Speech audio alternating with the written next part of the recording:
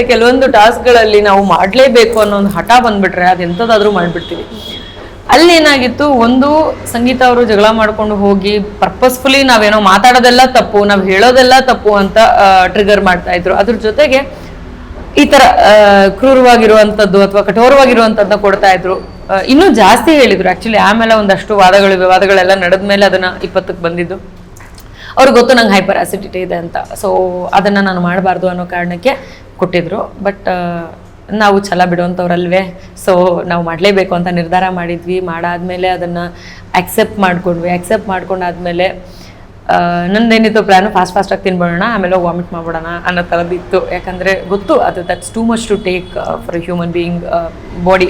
ಅಂದರೆ ನಮ್ಮ ಒಂದು ಹೊಟ್ಟೆಗೆ ಅದು ಇಟ್ಸ್ ನಾಟ್ ಗುಡ್, ಲೈಕ್ ನಮ್ಮ ಬಾಡಿಗೆ ಅದು ಒಳ್ಳೇದಲ್ಲ ಅಂತ ಗೊತ್ತಿದೆ ನನಗೆ.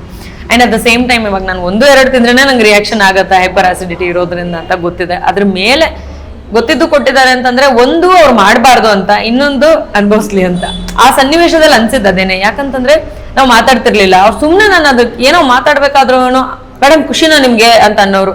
ಲೈಕ್ ನಿನ್ ಕೈಯಲ್ಲಿ ಮಾಡೋಕ್ಕಾಗಲ್ಲ ಅಂತ ನೀನು ಒಪ್ಕೋತಾ ಇದೀಯ, ಅದಕ್ಕೆ ನಾನು ಯಾಕೆ ಖುಷಿ ಪಡ್ಲಿ, ನನಗೆ ಪಾಯಿಂಟ್ ಬರುತ್ತಾ ನಾನು ಖುಷಿ ಪಡ್ತೀನಿ, that's all, it's my task.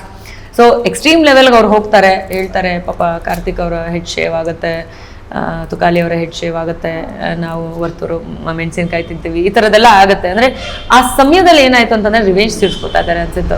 ನೀನು ತೀರ್ಸ್ಕೊತಾ ಇದೀಯ ಅಂತಂದಾಗ ನೀನು ಖುಷಿ ಪಡೋದಕ್ಕೆ ನಾನು ಬಿಟ್ರೆ ಆಗತ್ತಾ, ತಿಂತೀನಿ ಅಂತ ಅಂದ್ಬಿಟ್ಟು ತಿಂದಿದ್ದೆ. ಆ್ಯಂಡ್ ಎಸ್ಪೆಷಲಿ ಲಾಸ್ಟ್ ಮೆಣಸಿನ್ಕಾಯಿ ತಿನ್ಬೇಕಾದ್ರೆ ಹಿಂಗೆಲ್ಲ ತೋರಿಸ್ಕೊಂಡು ಎಲ್ರಿಗೂ ತಿಂತಾ ಇದ್ದೀನಿ ನೋಡು, ಕೊನೆಯದು ಮುಗೀತು ನಂದು ಅಂತ.